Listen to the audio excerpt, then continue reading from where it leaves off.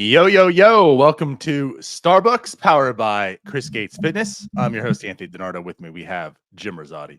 Jim, what's up? Good morning. Labor Day edition of Starbucks coming at you. So happy Labor Day to everybody. Happy Labor Day. Yeah. Hopefully you're off today. You get to enjoy, a nice 3-day weekend. That's kind of the point of the holiday. That's right. That is correct. I'm enjoying it myself. My wife's still out of town. So, Got to sleep in an hour today. yeah. Hey. That actually was the biggest reason I was excited about today. Yeah. Was, it is a holiday. And sure, I'm off work. But most importantly, I get to do Starbucks an hour later. Yeah. It's nice to have the extra hour of sleep. I got my 7 hours in last night. I feel great. Look at you. I normally do not get 7 hours on Sunday nights, which is something Chris Gates Fitness, who sponsors the show, he tries to make sure I get 7 hours. He tells me, get 7 hours. I did last night. There you go. Well, he would be very proud. He would be. Happy Labor Day, Chris. Jim got 7 hours of sleep. Oh, man. Yeah. So that's the bright spot of the show. Let's go ahead and tell you, of course, also that BetOnline is the world's most trusted betting platform and your number one source for everything football. BetOnline has every stat, every matchup, and even live odds and spreads to bet on during the games. Think you know your stuff? Get in on our $200,000 mega contest and pick 5 games against the spread every week for your chance at weekly prizes and a share of $200,000. When the game's over, head on over to our online casino and get in on a game of blackjack or poker or unwind with one of our over 150 slot games. Head to the website today, get on the action. Bet online, the game starts here. Yeah, Jim. So Pirates baseball still happening. It's officially September now also. That's what comes with Labor Day. So things are winding down for the Pirates season like most years. Let's kind of talk about that. Let's talk about the September call-ups and such. But yeah, like the Pirates play the Guardians. They lose 2 out of 3. It was an interesting series per se. The one victory was really nice. The losses were kind of meh, but to a degree, also kind of interesting within them. Interesting is an interesting word to use to describe the series. I just thought it was a bad series. I wasn't expecting to beat the Guardians in a 3-game set. They won 1 game, they lost 2. They did what I expected. They didn't look pretty doing it. Yeah, it was just it didn't seem too odd of a series to me. Kind of just bad baseball like that we've been playing for a while. Right. I don't know. It's just the Pirates way these days. It's just mind-boggling. I mean, they came back from being down, took the lead. Friday's game. Friday's game was a little bit of a roller coaster. Yeah. And then, of course, they won the 1 game, and Luis Ortiz looked actually good also. I mean, there's some stuff in there. But, yeah, ultimately, they lose 2 out of 3. Pirates are now officially, again, 10 games back, under 500. I don't know, man. Like, this Pirate season is just I have to label it as a failure so far. Oh, 100%. Like, if you go into if in spring training we told you that on September 2nd the Pirates would be 63 and 73, you'd say that's bad. Yeah. Like that's not what we want. I think, I think I predicted 85 wins this year. I think you went with like 81. 78. I think you went with 78. I thought you might have been 84 actually. I was 84, 85, somewhere in that area. And then I think it was 84 by you, 78 by me, and 72 by Tyler. Yeah. So it looks like out of those 3 predictions, and everybody was mad at Tyler for being down on this team, predicting 72 wins. But as of right now, he probably seems like the favorite in the clubhouse, as far as closest goes. So yeah, you expected, and I think the team expected, Bob Nutting certainly expected in his offseason quotes, like the team was supposed to get better this year, and Yeah. they haven't. They, you know what? The one thing that they did do is I guess they hung around longer than previous teams, but the collapse still came. That always comes for this team. Just came a little bit later this year. So I guess if you're saying one thing, if you're a Pittsburgh sports fan, I think a lot of people, like casual fans of the team, they're probably happy they at least got entertained to football season. You know, Sure. like the Yeah. Pirates got them through football off season with a somewhat interesting product. Now the football season's back. You're probably going to see smaller crowds. You're going to see less people watching the game and talking about it on Twitter. Like that's just kind of what you like. I feel like a lot of people who were maybe just they were following the team because they were playing well, they were in it. Now the football season started. It's like it's Steelers season for a lot of Pittsburgh sports fans. Until eventually it'll also become Penguin season, the way the Yeah. Steelers seem to be built. Yeah. But absolutely. But hey, I guess if you're looking for a silver lining, they kept you interested through the summer. I mean, honestly, they did, and we're always going to say this, right? You can label it the way you ever you want, but technically they were buyers at the deadline. Like they came through at the deadline and were buyers. It wasn't who are they going to sell off this year? Carlos Santana didn't go to San Diego. Rich Hill didn't leave. You know what I mean? Like it, or I guess Milwaukee. Anyways, like it just it was a solid season up until that point. It was, but at this point in time, and that's what makes it more frustrating. I keep adding this. Like that's what makes it more frustrating is they were buyers. It's not as if they were sellers and the talent went away and now they're losing. They added talent to this team, and here's where they are. They are at the same win total as they were last year, I believe, on this date. And last year, you say like at least they went and got us through till Steelers season, and that's true. But I guess like last year, they started out so hot that I guess what I'm alluding to is they started playing so bad because they started out so hot, like they masked it a little bit. And this year, they didn't come out to like a 28. It was like a 20. Was it 20-6 they started last year? 20-8, something like 20 that. and 20 and 8. They didn't have that hot start, so they were like consistently playing good baseball for the most part. I mean, I say good baseball, good enough baseball, right? We know there's still frustrating things, but they were still hanging around 500, hanging in there through the deadline. Or last year was masked, quite often by April, and then was that really long struggle. And then honestly, like after the deadline, they started playing better. They play about 500 baseball, and that was like with the young guys and such. And that's what made you kind of feel inspired about this year. It's like, you know what? I don't know how they did it, but they played actually pretty decent baseball for the past 2 months. Well, here we are a year later, same win total. You added to this team. I don't know, man.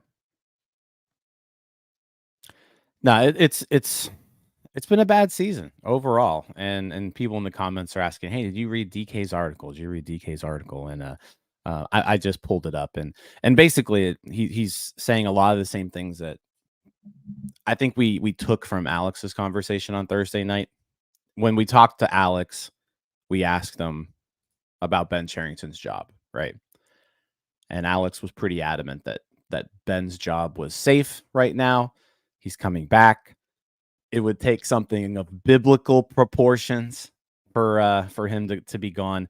And guys, I know it's been a disaster of a season, but if we're talking biblical proportions, I think if you want to kind of read between the lines what Alex is saying there, like that hasn't happened, and it probably isn't happening. But But what you did see is when we asked Alex about Derek Shelton, he did not have that same confidence. He was very wishy-washy on the future of Derek Shelton. So DK kind of confirming that. He's basically saying that Shelton and his staff are likely gone, unless there's some neat, like, immediate changes this month. But he doesn't really comment much on Ben Sherrington's fate. Says that he's not really sure there. So yeah, there we go. Just another person coming out there saying Ben Sherrington probably not gone. Derek Shelton and staff seem to be on their way out, and you can call it a scapegoat. You can call it, like, at the end of the day, the players need to be better too. Yeah. But this coaching staff, we've seen too many people just not get better under these guys. We've seen too many. The nail in the coffin is buying at the deadline and immediately tanking.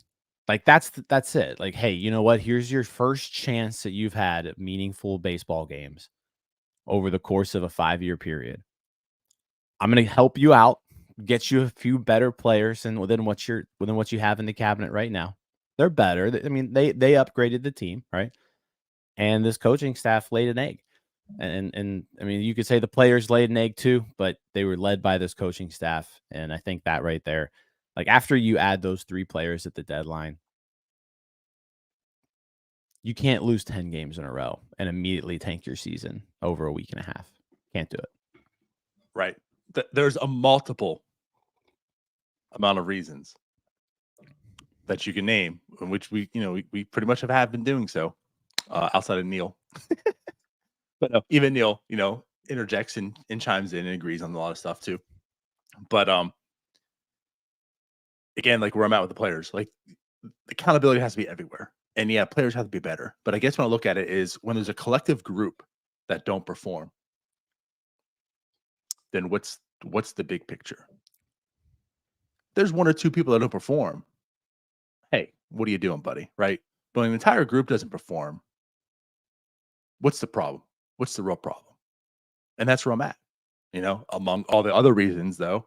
But, when you're talking about, like, the players need to perform, and I absolutely get that, right? Like, Jack Sawinski has to do better. But why, like you say, why does everyone not improve? Why does everyone struggle? Why do we have the same conversations about, like, pretty much everybody, with a few success stories, right? It's not the opposite way. It's not like, hey, we're doing pretty good, but here's the couple guys that are struggling. It's, hey, here's some guys that persevered through the mess. I know Cruz having a fantastic season right now.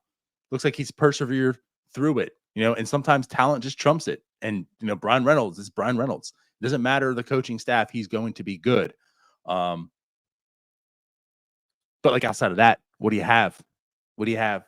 A big group of players who just struggle and can't come up here and develop and be good. And I'm totally fine. Like, the way that's worded too, and comes out, like, the entire staff being gone, fully support it. This organization right now needs some type of catalyst, some type of major change. And it has to come from there. Like, and I get, like, the people, and I'm with you, like, why is Charrington safe? Well, he's just safe mainly because he's next. Like, it's got to start somewhere. Hey, you got to fix this, buddy. And he's going to tell you, okay, well, here's how I'm going to fix it. I'm going to get rid of the coaching staff because that's the problem. All right, then do it. Because if that ain't the problem, now we know who the problem is. So, I mean, I understand that. I think he's part of the problem, but here's his saving grace. Fix it, buddy. Yeah. It's just it's a bad situation to be in, because I think the writing's on the wall, and I think most people understand that Ben's probably not the guy to turn this team into a winner at this point. Mm-hmm. And if it's me, you're just rip the Band-Aid off right now and get all new blood in. But yeah, it sounds like he's going to get another year to execute whatever plan this is, see it through. But I would anticipate, like, if next year that you don't see meaningful progress, and I'm not even sure what that means. Like, is 80 wins meaningful? Like, if this team goes 74 and this team wins 74 games this year, and they next year win 80 and still miss the playoffs, is that enough? Like, is that enough to save Ben? Give him another year and see if he can turn 80 to 85? Right. Like, I I don't think a lot know. of that comes down to how we talk about this in the offseason quite a bit. It's really like the meaning behind the 80. You can Is kind of it just like though? give a number at this point in time, but like when you look back at the season, you see 80. I think a lot of it depends. Again, like what if they started off in first place till July 5th and they had like some major collapse and lost the playoffs again, or, whatever. Like it all depends kind of, because I think this year we look at differently than last year and they might have the same win total. Which one was better? I felt better about last year than I do this year. This year is way more disappointing, but it's the same win total. You know what I mean? So I think it's what's baked into that number. I don't know. Like, I think that's maybe like at this point, it wins and losses is what matters. Yeah. How you get there or like what you look like doing it, I don't care. I don't care about it. This team hasn't made the playoffs since 2015. They haven't had a winning season since 2018. At some point, it has to be about wins and losses. So, like, you've got to figure out there's some sort of number that you need to hit next year. And Playoffs. I don't know what that is.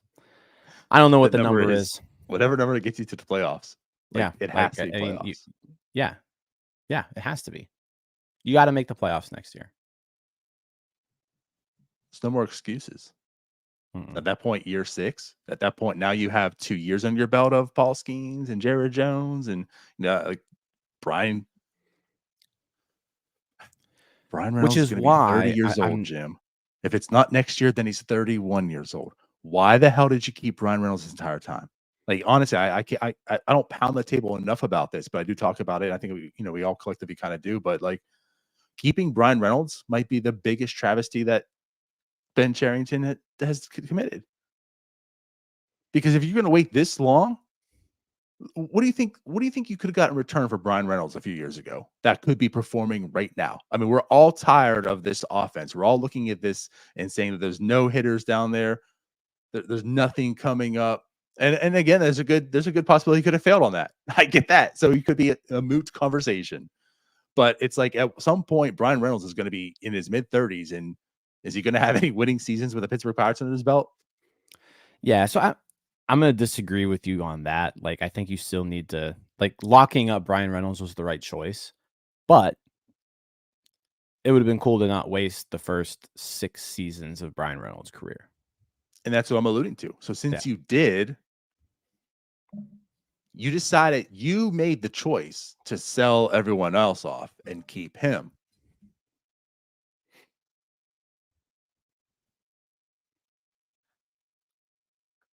Yeah. I mean, Anyways, I would have extended Reynolds. Like, that's a no-brainer to me. He's a I player would that have I want on my too. team. I think he's gonna I be good also for a would have while. built a team to win. Yeah, like, I think the mistake was just tanking in the first place. That was the mistake. They didn't have to do it. Like, just going I And keep going back to that's where that. we differ too. They didn't have to do it, and they did. And now it's 5 years later, and we're gonna be looking at year 6 next year because no, you don't need to do that. Like, it's not something that you've gotta do. Like, you've seen some teams succeed tanking this way, but you've seen just as many teams, if not more, do this, and then they just never get out of it. Us in particular. We've seen this enough. The Pirates have been through how many 5-year plans in our lifetime? And how many of those 5-year plans have worked? One of them. Yeah. One out of like 7. Yeah. I get it. Do we let's move on. Let's talk about the September call-ups here a little bit now too. What's Let's move September our call-ups? frustrations from mainly Shelton to now focus specifically on Sherrington. Yeah, it's September 2nd now. Yesterday was September 1st. And as we know, September call-ups, the rosters expand. With the new rules, you can now add 2 players, max 14 pitchers. So keep that in mind also. And the Pirates, they did make some moves.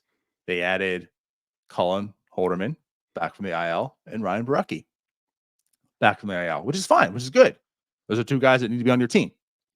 I guess the issue I have with that, and I think you agree, we'll talk about here, is in doing so, you also kept Domingo Germán on the team. And why do we, poke at that? Well, the roster expands, you add another pitcher. You have Holderman, you have Barucki. So, you have more pitching than you've had before. So it's not like you're keeping Domingo Germán here because, you need to find innings. There's more pitching than what you've had before. But there's Billy Cook still sitting there in AAA. Like, he could have came up. We keep talking about that. Where's Billy Cook at? Where's Nick York at? These guys need to be added to the 40-man anyways. And Billy Cook's, again, 25 years old. What's he got left in the AAA to show? Nick York's a bit more of a prospect per se, but he's been playing really, really good in AAA. Would it be nice to get them a taste of the majors now, heading into the offseason, since they're probably going to be part of this team next year? Because I don't know, that's who you freaking traded for the deadline. Yeah, and I talked to Tyler about this on the post-game show yesterday for a little bit. It's like, yeah, when you're having a bad season, the one thing you can look forward to in September is, hey, let me see some young guys who maybe help us out next year. And we're not seeing that. There's not even really anything to look forward to this month because everybody that we're going to be watching are people that we've seen. We're not answering any questions, it seems like, this September. You look at the entire roster, and there's not really questions. I guess that you could say, is Henry Davis a bust? I guess you could get a little bit closer to answering that question. If Henry Davis is up here in September and just continues to scuffle, that just puts him closer and closer to, I am a lot closer to giving up on Henry Davis now than I was a month ago. Right. Right. So I guess that's the one answer we're getting closer to. But the rest of these guys that are on the team, what answers are they providing you? These people with expiring contracts who aren't going to be here next year, what are they providing to you? What is Michael A. Taylor providing to you right now that you need to give him any sort of playing time? What is Billy McKinney doing right now that you need to provide any sort of playing time? These guys, there's no point in playing them right now. There's no point in having them on your team. But there are players who they're unknowns. Let's find some of those unknowns and make them somewhat knowns. You're not going to completely answer a question, because you're not going to answer the question, can you rely on Nick York next year to be your starting second baseman? I don't think you can rely on that. But you know what? You give Nick York 20 starts and 100 plate appearances, you get a little bit better of an idea of who Nick York is and what he can do for you. So, why aren't we doing that right now? Right. I will say this for the Michael A. Taylor aspect. I'm cool with keeping Michael A. Taylor. I'm definitely cool for him going on waivers and seeing if a team will get him, whatever, you lose that, that makes sense money-wise, whatever. That didn't happen. He's still there. So I'm cool with keeping him at this point in time because you're going to eat that contract regardless. With O'Neal Cruz at center, well, for one, that's O'Neal Cruz's glove. So if Michael A. Taylor leaves, O'Neal Cruz loses. That's true. O'Neal's using Taylor's glove right now. Yeah, right. I'm sure he's got it. He's got to be getting a glove here soon, right? But on a more serious note, who's O'Neal I don't think it would hurt. Glove provider? Who's his glove sponsor? I don't know who sponsors Cruz, his equipment, but let's get him an outfield glove. Right. But yeah, like I said, on a more serious note, I don't hate having Michael A. Taylor around when O'Neal Cruz is going through this time to learn center field. There's not too many better center fielders in the game of baseball that know the position and how to play the position than Michael A. Taylor. I don't hate having that guy in the dugout. I don't. Now, of course, O'Neal has to use them, and Michael A. Taylor has to, and I'm sure they are. I mean, the guy's giving him his glove, but I don't hate that. I guess my thing comes into Billy McKinney has no value, nothing. He doesn't provide anything. He's not here for the future. He's not a good baseball player, and he's not a guy that's going to lean on and say hey, Billy McKinney, how do I become a 30-year-old minor leaguer? That's not the experience you're trying to gain from Billy McKinney, right? So he has nothing, right? So the clear thing to me is Domingo Germán, Billy McKinney, you're gone. Nick York, Billy Cook, you're up. What's so hard about that? And now you have Billy Cook up here who gets some playing time. You have Nick York up here who gets some playing time. And again, like what I'm going to stress is it's not even so much to me about let's see what you are for next year. I mean, you guys traded for them. They're going to be part of the plan, I think, regardless next year. I don't think a month's time of plate appearances is going to determine too much about if they're an answer or not. My biggest thing is let's get those 100 plate appearances out the way today. Let's start that major league development now, right? Whatever they have to work on, they have to work on to see a major league pitching, as we keep talking about. Like you've seen Ona Cruz, you've seen many prospects in baseball, not even just Pirates. They have to see major league pitching to continue that development to be good. Why not get that in September in a lost season than in a May when you're in a pennant race? That just makes sense. And again, like if you're worried about service time, it's not. I mean, Nick York's a better prospect, but You Billy shouldn't be Cook worried in the about same service sense. time with either of these guys. Yeah. There you go. But I'm alluding to is Billy Cook's even worse. The guy's 25 years old. He's gonna be a free agent like 32. Like, what are you worried about? Nothing. Get him up here now. Get him up here now. And I hate that like I'm getting riled up about this because I don't even think Billy Cook's any good. Like I think he's a fine, like I think Billy Cook could potentially be a fourth outfielder. But like I don't think Billy Cook's an answer like getting a starting job. Like if you're a team and you're giving Billy Cook 500, 600 plate appearances in a season, you're in trouble. But I think he's someone who might be able to help you in like a limited capacity, and I'd like to find that out. Nick York, on the other hand, I think there is a chance Nick York could be an everyday major league second baseman, perhaps, or maybe you shove him in the outfield somewhere. But yeah, it's just like, but like find out, and like you mentioned, if next year is like you've got to win next year, why cut your teeth next year trying to figure out major league pitching or giving somebody some experience when you could do it now when there's less stress, like there's no pressure. It's just go out there, play baseball. It just doesn't make sense why these guys aren't up right now. Well, I was gonna say, because that makes sense. That makes sense. So when you also hear about the frustrations about Cherington, this is it. This is part of it. There's so many. And I get him keeping the job, but there's plenty of reasons why he shouldn't either. And I'm not saying he shouldn't keep his job because, Billy Cook's not up here, but like these are part of them. And I don't this doesn't make any sense to me. I can't make any sense of keeping Billy Cook, especially in AAA. Nick York, you want to make an argument for, I can see your side. I don't agree with it. I want him up here too, but I can see your side. Billy Cook, there's not one damn argument you can make that he's in AAA right now. Yeah. Why is Billy McKinney here? I was on board with giving Billy McKinney just like some service time to say like, hey, you had a really good year in AAA. You deserve you deserve a major league paycheck, like one of them. But that time has passed. There's no reason to see Billy McKinney anymore. I think throwing him a bone and giving him a week or two of MLB service time and in a big check to end the year. Go ahead and do that. Reward the guy for doing everything that you asked him to do on a minor league deal. But now is the time where you got to start preparing for next year. And yeah, having Billy McKinney on this roster, I'll go even deeper. Like Alika Williams could be optioned right now. Like swap Williams with Peguero. Like just do that and see what happens. Like these are the things I want to see. Like I don't think Peguero's any good, but has Alika Williams necessarily deserved to call up over Peguero? I don't know. Like he's hit a little bit better than him, but Peguero's played an entire year at AAA. He's been heating up lately. Let's see Peguero this year. Like I want to see all these guys who we haven't seen yet.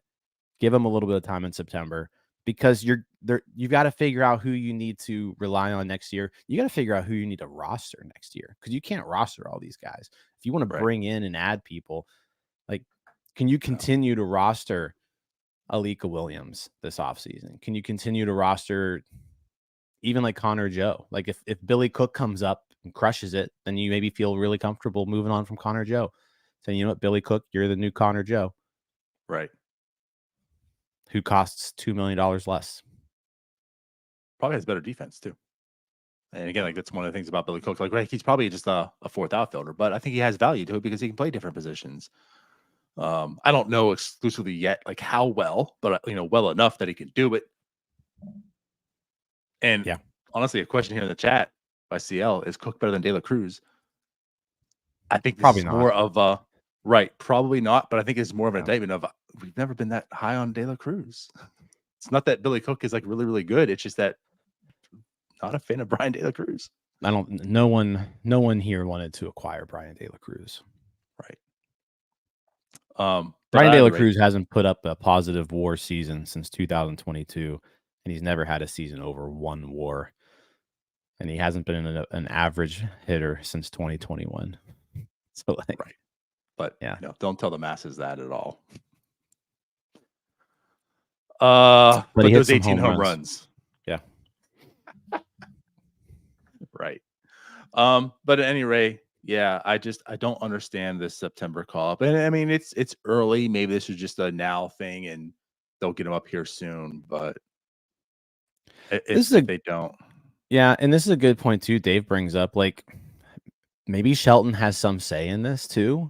Like, if Shelton is truly coaching for his job right now, maybe Shelton doesn't want to be coaching guys who they want to see what they have for next year. Like, maybe he wants to coach with the guys who he thinks are the best 26. And I mean, my guy. Yeah. If you're trying to save your job and your answer is Billy McKinney and Alika Williams and Domingo Germán, you need to go because you can't think. No, I'm with you. Correctly. I'm with you. Like, yeah, that's even a bigger indictment. If he's trying to save his job, then yeah, you need to go now, buddy. Yeah. I think you're about to see. Yeah, you're probably seeing the last month of the Derek Shelton era. You're probably seeing the last month of Andy Haynes, maybe even Oscar Marine at this point. As well as the rest of the coaching staff. Like, it could be just a clear. I think we're looking at just an absolute cleaning house of the major league coaching staff, and bring in like full 100% new blood next year. If they can't get it done, then it's the next guy up, Ben Cherington, who he's the next one to go after that if it doesn't work. Right. Yep. 100% with you. I've buttered up to Oscar Marine, but if he's a casualty for this whole thing, I'm also good with it. Bring in the new guy, bring in who he wants, go. Is it time for us to go? Get to our next segment? Yeah, before we do, just to let you know, guys, today's show is sponsored by the Online Fitness Training Camp presented by Chris Gates Fitness. Training Camp is an online fitness community designed specifically for sports fans to help get you results with your health and fitness without cutting out everything you love, like drinking beer, tailgating for Pirates games, maybe Pitt football, Steelers games. But in Training Camp, you'll get all the support you need to build muscle, burn fat, and stay consistent with your workouts. At the same time, you'll instantly join a community of like-minded people doing the same thing.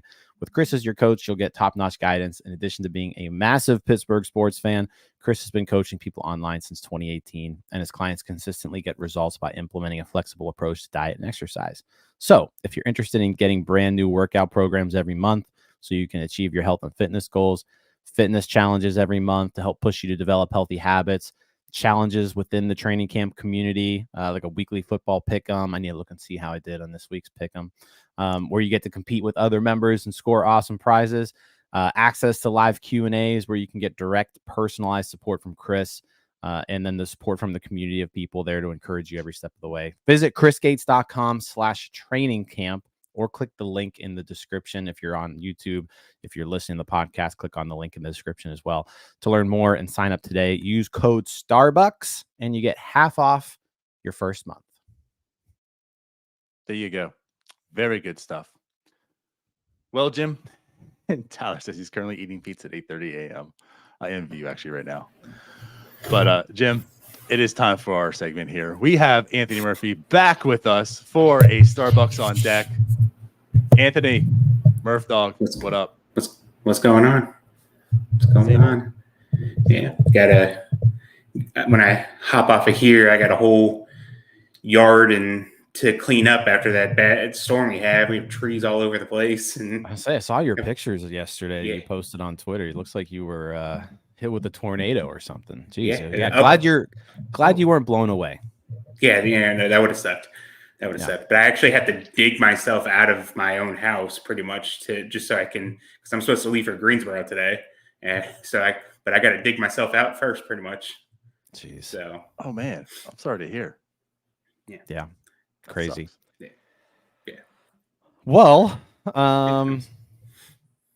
we're closing in on the end of a lot of the minor league seasons. There were some minor league awards handed out last week from the Complex League in particular. I saw Xander Meath got Complex League, Florida Complex League Player of the Year, I think was the prize. So shout out to him. He's had an excellent first full year of pro ball. But yeah, let's kind of get into it. Pitchers. Let's start with pitching. Who we want to talk about this week? So I don't think there's a person in the system who needed the start that he had last week more than Anthony Salamedo. He 6 shutout innings, just 3 hits, a walk, 6 strikeouts. It's been a tough year for him. It's been a real tough year. Hasn't been overly consistent. Struggle with the walks, that kind of stuff.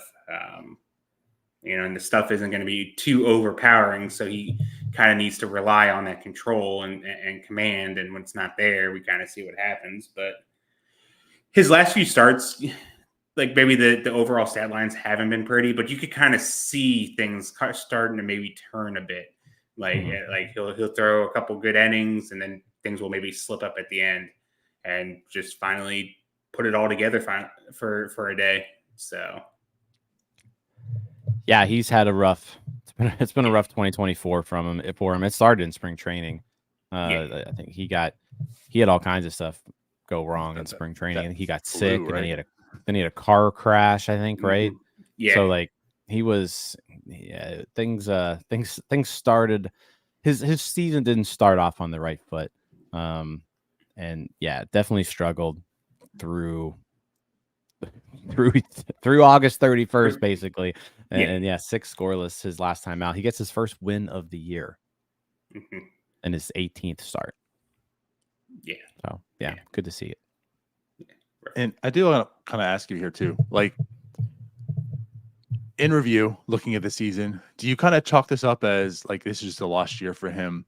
Let's just kind of regroup, have a nice offseason, come back next year? Because, again, like, he was someone who advanced rather quickly. I mean, made it to Double-A before even Bubba Chandler. Yeah. And like he has been pitching well up until this year. So is this more like that is the lost season, or do you look at it like, you know what, maybe he's not the guy that we thought? I think this is a good reminder that all development isn't linear. Some it's not a straight line to the finish spot, and he's young. He's still even if he has to repeat Double-A, which I imagine he'll start back in Altoona at least to begin with next year. I mean, he's still young, or at that point he'll be like right on line for where you would want like a prep pitcher to be. Even like you can, like we made the same argument with like when we talk about like Bubba Chandler, like this year would have been his draft year, or with Lonnie White would have been his draft. Same case with Salamedo. So like you look, this would have been his draft year. He came in. If he's starting at Double-A, that's still pretty ahead of like a college level hitter at the same age or coming out that year and stuff like that. Because you think if he went to college, you draft him and stuff like that, he's probably starting in Bradenton or in Greensboro and something like that. And you still got him in Altoona going into next year. So yeah, if you can gain any momentum going into the offseason, awesome. Other than that, crumble up this year, toss it out, and just kind of start anew next year. So Cool. Do you think he's maybe I mean, especially he missed out on some innings too this year. I mean, he sounds like a really good candidate for like Arizona Fall League, maybe like get him some extra work against top prospects. What are your thoughts on that? I wouldn't mind that. I wouldn't mind adding a couple innings and stuff like there. Also, too, like part of me just kind of feels like, just finished what Altoona I think has like 2 more weeks, maybe a third week or something like that. Just finish up like the 1 or 2 starts that you're probably going to have, and just go home. Yeah, go home, reset. Away. Yeah, reset your mind, get everything straight. Whatever kind of off-season plan you have, just go ahead and get started on that, and we'll see you. We'll see you spring training next year, kind of thing. So, yeah, okay. Yeah, it was good to see him finally put out a good start. Like you mentioned, he's still young, so like when you're that young, when you're a high school player, you've got some wiggle room in your development. Like you can have a year like this, and it doesn't really knock you off track. So hopefully, he puts it back together next season, and who knows, that puts him back on track for maybe a 2026 debut. So okay, who else? Who else on the mound? Probably also too, like, talk about best starts of the year so far. Mike Burrows probably was the best overall that I think I've seen him. 4 shutout, 5 strikeouts. The fastball I think was up to like 97 this time around, which is an improvement from where he was at. He's not a guy that was ever like consistently touching that anyways. Like he always kind of relied on like the 94, 95, 96 kind of. So like he was never like upper 90s kind of guy, but seeing that kind of come was good to see. He's relying on like before the injury, he was mainly like fastball, curveball. He had added that slider in spring training before he got hurt. And now he's starting to lean on the slider a lot more. That's like his main secondary pitch. And it's looked really good. So he's up to 4 pitches now, starting to work the other ones slowly in. It looks like it's all starting to come finally on there. It was a point to where it was kind of like, okay, well, we're just going to wash this whole season out of, you really don't care what he does. You could still kind of just say that. And the important thing is to kind of get just some innings in him. But things are starting to kind of click for him this month, especially at the end of the month. Burrows, I'm glad you brought him up because he kind of fits the conversation we had earlier in the show. Like he's just another guy where I think it would be nice to kind of see what you have in him. Mm-hmm. There's like if you're asking who can pitch a few innings at a time in long relief, Domingo Germán or Mike Burrows right now. Like give me Mike Burrows, let him get some major league innings under his belt out of the bullpen. That's what I would do because I kind of look at him as a reliever anyways going forward. I think that's just where he's going to end up. I think he can start, but just the health issues that he's had is just holding him back, right? And he's about to turn 25 too, but like the stuff's good. He's really turned around. When he went to AAA originally after kind of starting back up again this year, couple of rough outings. But he's been pretty good lately in the later part of August. No runs last time out, 1 run at the time before that. Striking people out, not giving up a ton of hits, not walking people. He hasn't had the length to his outings this year, and I think that may just be being extra careful with him. Mm-hmm. But just another guy where he's 24, he's on the 40 man. Just call him up and like give these guys some major league playing time right now, because again, do you want the first time Mike Burrows pitches to be next year when you're like in win now mode, or do you want him to get some time right now, flash some stuff, see what he's got while they're not really playing for anything? And thank you for bringing him up because he's a guy I forgot to mention earlier, and like I want to see Mike Burrows this September. Yeah. The only pushback that I would give to that is I feel like he's a little different than like Billy Cook and Nick York and stuff like that, just because he's coming off the injury. And like if he's going to come up, I want to I'd rather put him in a position to succeed right now. Just because you're coming back from that kind of surgery and stuff like that. Like I'd rather you build some momentum with like your confidence and stuff like that, knowing that you're going to be 100% right going in the off season, and like you're back to a full off season routine, and you come in, but rather than him going up to Pittsburgh and maybe get beat around a bit. And yes, the experience is nice, but also does he head into the off seasons like, okay, well, was it because I'm pitching the majors, or is my stuff just not there still? And then like he has a whole off season to kind of sit and think like, which was it? Let him pitch. Let him get the I want him to be as close to Mike Burrows as he's gonna be before I'm gonna throw him up there. Now maybe another start or two, and it's kind of like, okay, yeah, there he is. There's Mike Burrows, and then like you can give him like the Roansy Contreras thing at the end of the season. Give him like let him start one of the last games. Then yeah, maybe. But he's a guy that's I'm probably of the guys that I would like to see. He's probably lower on the list for me as far call up, just because of how long it's kind of taken him to get going. Yeah, I get that.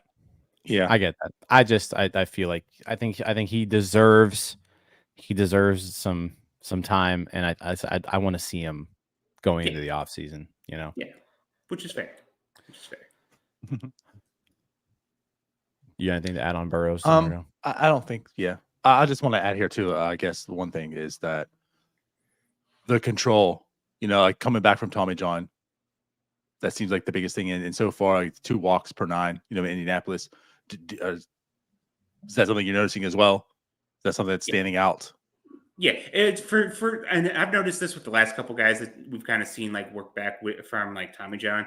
It hasn't like really felt like the control has been. It's like the pure stuff. Like like we hadn't had a chance to see like too much of like the metrics and stuff like that with like Burrows before he got hurt, and then like even his first couple of starts in Indy last year. Like you can tell something was up because like the velocity was down and the stuff didn't look as sharp. So like it doesn't feel it kind of feels like the stuff overall has been the second thing to come. Like the control has been good, and he's always been fairly good with the command and everything like that. So like that's come back, which is good. I still think we haven't fully seen Mike Burrows at his pre-injury self yet, kind of thing.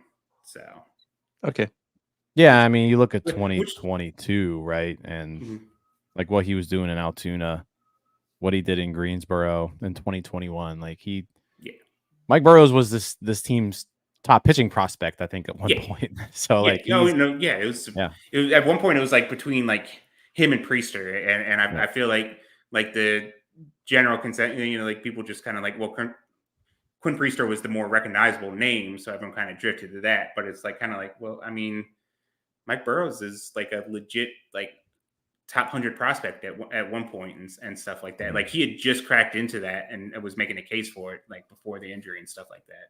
Yeah, I feel like him and Priester were really both top pitching prospects, and then just one got hurt and one didn't. So that's just kind of how it ended up. Okay. Yeah. All right. How about offensively? What do we see this week out of the organization from the offensive side of things? A lot of good stuff going on with the Indianapolis offense right now. Let's start with you guys already mentioned the name here. Liover Peguero had a pretty good week. Had a pretty good August. Strikeouts are still kind of, but 2 home runs last week, 9 hits overall. He had 4 home runs in August, slugged right around 500 overall for the month. He's hitting the ball a lot harder, which is a lot noticeable and stuff like that. It's just the issue with him is just the strikeouts right now. Like there's too much swing and miss in going on.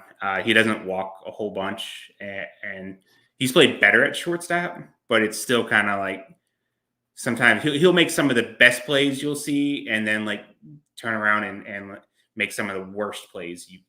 It's like there's no middle ground in it. Yeah. Hey, like O'Neal Cruz. Pretty much. Yeah. Now you mentioned August though, 123 weighted runs created plus, 281 average, 366 OBP, 494 slugging. So yeah, like he really has turned it on here in August. The power, like you mentioned, coming around. He's got 7 doubles, 4 homers since August 1st. Strikeouts are still, he's striking out 28.4% of the time, which is probably higher than what you want to see Peguero do. But yeah, you definitely are seeing him connecting more, hitting the ball hard. I feel like every time I pull up the Indy Twitter account, he's driving in runs. He's hitting extra base hits. So yeah, he's played well. He's played well lately. And again, if we're looking at people down the stretch, he's had a rough season overall, I think, in AAA, but he has been playing a lot better as of late. I'd rather see him than Billy Cook or Nick York right now, because I feel like there's an opportunity, especially maybe that's not the case if Cruz is still at shortstop. Yeah, but now there's kind of an opportunity there to maybe now, like I know they want to have like IKF play short. But if you have an opportunity, you have an internal guy kind of step up and grab that spot and then let IKF go back to doing like the super utility thing to where he's clearly more valuable at. I would, those at bats that you kind of want to say, like you want to see Nick York get, I almost, and also to the fact, like if you got to add Cook and York, there are going to be some tough decisions that have to be made when it comes to, because both of them would have to be added to the 40-man. So that means you're taking people off. Yeah, I can think of a few people who need to be removed. At that point, I think Peguero's out of options going into next year. So I want to say Peguero gets Ethan can. I'm sure he'll watch this, but I'm pretty sure Peguero gets a 4th option. Okay. But I'm not. I mean, that works out for the Pirates. I'm not positive on that. That would work out for the Pirates, but I'm sure at Ethan will hop in the comments at some point and let me know if he watches this. But yeah, I'd rather see Peguero right now than Cook, or just because, like, I kind of feel like we know what Peguero is now, but also if we're finding stuff out now for the end of the season, I'd just rather be sure of the guy who, when you combine majors and minors last year, he was a 2020 guy. I'd rather check in on that guy one last time before I go to completely new people. So I guess here's my answer to you for that. It's almost the same as like the Solometa one, because with Peguero, you see the talent, you see like the skill set he has, which is, I'm not going to say like completely rare, but for a shortstop or a middle infielder, like the 2020 you're talking about, like he has that in him. And I feel like he's never put together like a really, really strong season, but it's always been the excuse too. Like he's very young. He's been pretty aggressively pushed, throughout his entire career. So you can give him like that excuse, right? But now he's in AAA, like for the second year, the struggles there. Is this also kind of maybe just a bad year, wash it up? Or is it like we are seeing what Peguero really is? I think the sample size is kind of big enough now to where, like, I'm 99.9% sure this is probably just what Peguero is. But based on the stuff that he can do, like I was like to the point where I was sold enough on him, or I believed enough into him that, like, in my head, he's the guy that was always supposed to push O'Neal Cruz off the shore. Like he's going to come up, he's going to be able to make all these amazing plays, and he can hit for some power, he can steal bases.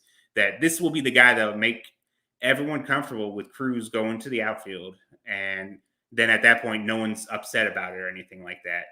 And it's just never happened because the swing and miss and the mental lapse, I guess you can say at times with things. And yeah. Okay. Who else? Last guy. Who we wanna end our Starbucs on deck segment with? And you Matt can't say Gorski. Mitch Jeb. All right, there we go. I mean, I could say, if we want to talk about August, like Mitch Jeb had like 30 hits last month. Now we're good. We don't need to talk about August. But Matt Gorski, he went 10 for 20 last week, had like a 4-hit game, a couple home runs, a double, some stolen bases. It's his third straight 20 home run season that he's gotten now. Probably won't. He'll need to steal 10 more bases to have his third straight 2020 season. But he hit over 300 in August, 4 home runs.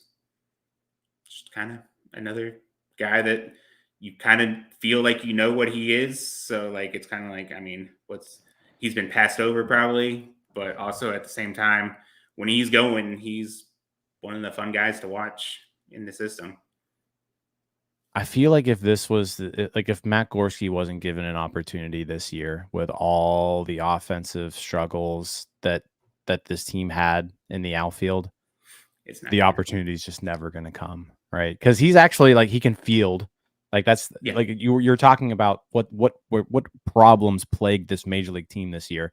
It was outfield production from center field and right field in particular, and outfield defense has been a huge problem.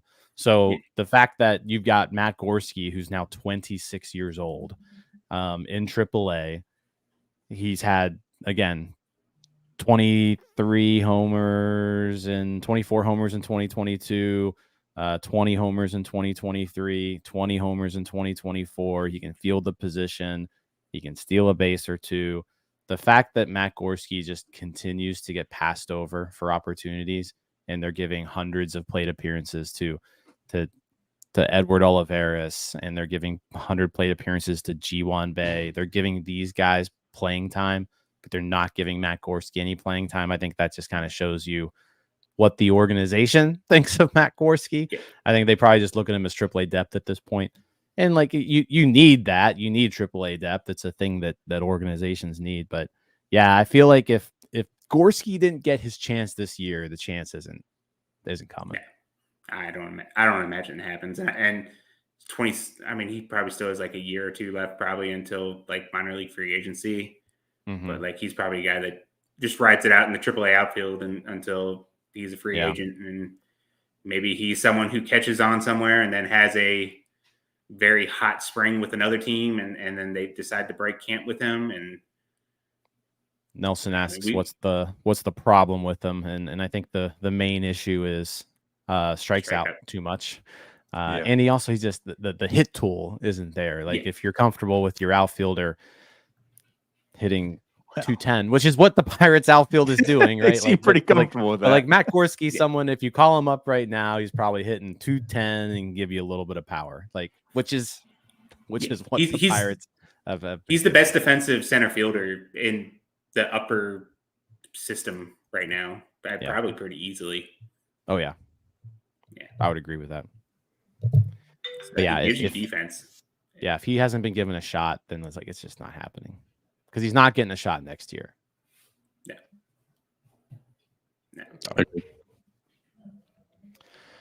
All right. Well, Murphy, you're going to Greensboro this week. What do you what's on deck for that? What can we expect you to come back with? What kind of coverage are you hoping to provide from Greensboro this week?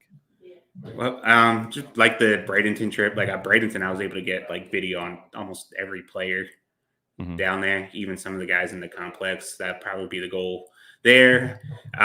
It's been hard to get like velocity readings on a lot of these guys because like none of the broadcasts have like a radar gun on their broadcast. So like a big things I want to get an idea just how hard some of these guys are throwing, and like someone like Urkelani, who like we're pretty high on the site, like to get like a consistent reading on him. Wilbur Dotel, he's supposedly hit triple digits before. I'd like to see what he can get with that. And Wilbur Dotel, noted NS9 watcher. Yeah, nice. But and talk to some of the players, coaches, stuff like that too. Yeah. Okay. Well, enjoy the trip down. Who do they play this week? Bowling Green, Tampa's Bowling Green. So there's some some interesting guys on it. Yeah. That's my hometown A ball team Is that it? I have Nice. to travel 2 hours to go see, but they're the closest one. Well, that's fair. Well then, Murphy, hope you enjoy your time. Get all the good stuff, and we'll see you back next week to talk even further, I guess. All right, sounds good. Have a safe trip, man. All right. Thanks for having me. All right. We didn't mention it, but Bucs on Deck. Make sure you check out Murphy on Bucs On Deck Substack. He's got a Bucs On Deck podcast that he does with Nola every Tuesday. So if you want more information on the Pirates minor league system and who we can hopefully count on down the road, check those out. So we appreciate him joining us every week. For sure. So, Jim, it's the time of the show where we look ahead at this upcoming series, which we've kind of previewed already. They're playing the Cubs again.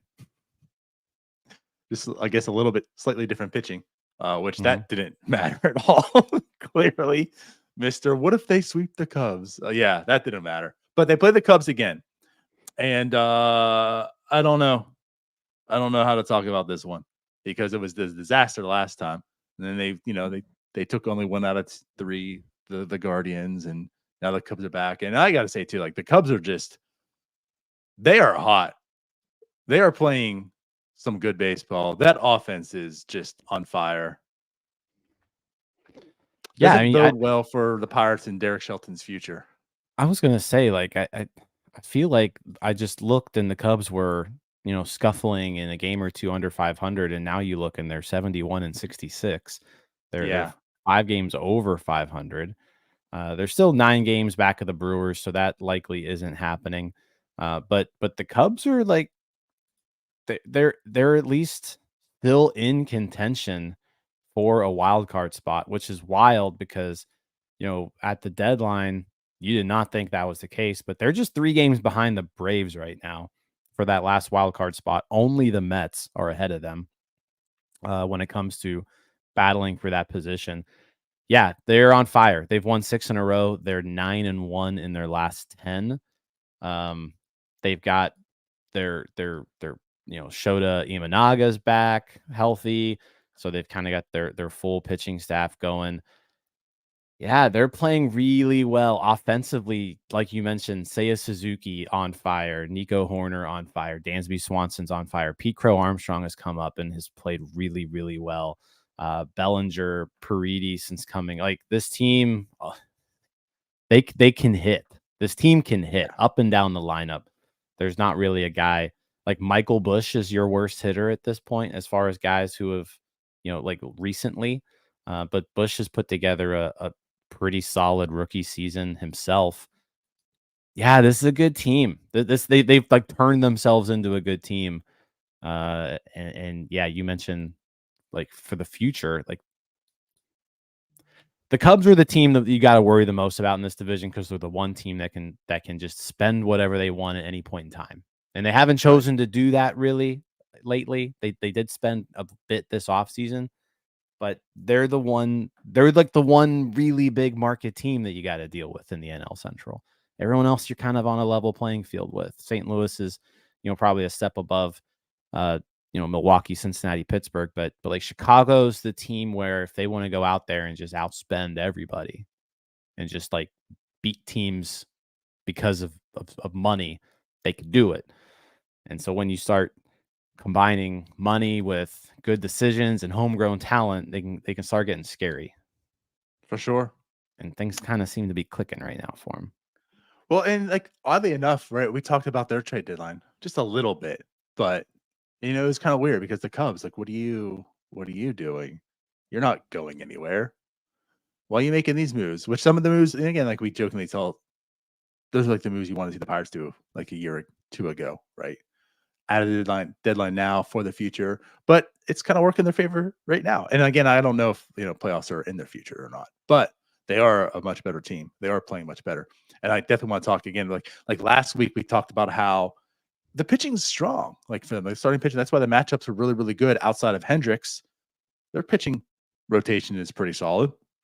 Mm-hmm. But I mean, since August 1st, Jim, since August 1st, basically since the trade deadline, second best offense in baseball. Weighted runs created plus 123. The Cubs have a 123 weighted runs created plus, only behind the Diamondbacks, who are also just out of their mind, playing out of their mind. The Diamondbacks have a 135 collectively as a team, weighted runs created plus. But the Cubs are second with a 123, better than the Yankees, better than the Padres, right? They have 37 home runs. They have 169 runs in total. To compare, the Pirates have 121 runs, 26 homers, and their weighted runs created plus is a 93. And like we've talked about the Pirates offense, it's like, you know what? It hasn't really been like the problem per se. You still need to be better, but it hasn't like been the problem or was the problem earlier. And the Cubs are just destroying that. They are just lighting it up. They're good ass team right now. They're playing well, and it's top to bottom. And you've got Ian Happ, who just kills us every time we play him. And like I said, Suzuki, Horner, Swanson, Pete Crow Armstrong is playing really well right now too. And you saw Pete Crow Armstrong destroyed this team last week. You saw firsthand. Yeah, like he was doing whatever he wanted. I think I don't know how many hits he had that series, 10. I mean, it felt like he was on base every single time. And then when he got on base, he stole second and then he stole third. Like that's what he did last week against the Pirates. So yeah, they got to deal with him again. You don't love it the way that this team's playing. I mean, you do look at the pitching matchups and you've got, your first two starts, Tyone versus Jones tonight, and then Justin Steele, Paul Skeens tomorrow is what I've got showing. I don't think the Pirates have announced a starter for Wednesday yet, but Fangraphs is projecting that it's Domingo Germán. God, I hope not. But the Cubs are going Tyone, Steele, Imanaga. That's a 1, 2, 3. Those are three good pitchers. So, but I mean, Jones, Skeens, and then somebody else is two good pitchers. Yeah, we'll see. And like not taking away from the pitching side on the Pirates, right? But like that's like last week we talked. I mean, the pitching is strong, but the offense is also there. I mean, that Skeens start could very well be a 0-0 score at some point, and then you got to trust in the bullpen. Do you trust in the bullpen? No, not really. And again, like with this Cubs offense. So it again, like this kind of is a perfect wrap up to the show, which how it is and talk about the Pirates season. Like here we are now in the first week of September, talked about a Cubs series, and this Cubs team looks good and scary. Yeah, I think foreshadowing the future of this division. Yeah, I think we take one. I think we take at least one here. You don't think the Cubs will sweep? I want to hear that. I don't think the Cubs are going to sweep. You can clip that up, Jim. You can clip that up after the Pirates sweep. You can go ahead and clip that up. Me saying I don't think the Cubs are going to sweep, and you can make me look all silly and wrong and stuff. But yeah, I don't think that's going to happen. I think they win one, could win two. You never know. But yeah, I think Paul Skeens comes out there and shoves. Paul Skeens likes pitching in Wrigley. He does. I don't think he's giving up a hit in Wrigley. So I want to say this though. That game, Cal Nicholas, your ass is on the bench. Because Cal Nicholas does not like facing the Cubs. So let's not ruin that Paul Skeens start. So Paul Skeens come out and shove. Yeah. Cal Nicholas, you sit still. You just stay there, kid. And we'll have some possible luck. Let's just do complete game shutout, no hitter for Paul Skeens on Tuesday. Perfect. Just don't. Perfect. We don't need the bullpen. It's been a while since it was July 23rd. Skeens went into the 9th inning against St. Louis. So, and it does seem like they're kind of easing up on the innings with him. So it's probably just gonna be another 5 or 6 inning outing. But if he's super efficient, he's got 60 into the 8th. Yeah, just throw a Greg Maddux. That's all. Not asking for much here. No. If Ivan Nova can do it, Paul, come on.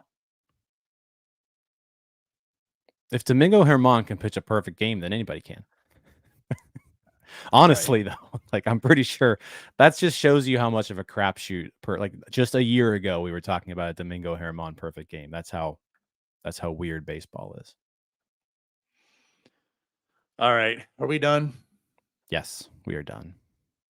Let's get out of here. We'll be back. I think I'm on the post game tonight. I think it's Neil and I. Paul. That's correct. I'm sorry. It's Neil and I tonight. So we'll see you tomorrow, Paul. But no, back on the post game tonight. Of course, there's games every day this week, all night games. So no NS9 Live, WNS9 Plus for this week. So we'll see you. We'll see you all later. Go ahead, like, subscribe, comment, do all the good stuff here. We appreciate all of it. Bye-bye. Happy Labor Day, everybody. Happy Labor Day. Okay, it's not getting me the thumbs up. We're out. Bye. Hey, you all. Thank you for watching. I know we try to provide the most entertaining content that we can, and we'd love to spread it to as many people as possible. So I know it doesn't seem like a lot, but if you could take the 5 seconds to like this video and subscribe to the page, it helps out so much more than you know. Thank you, and let's go Bucs.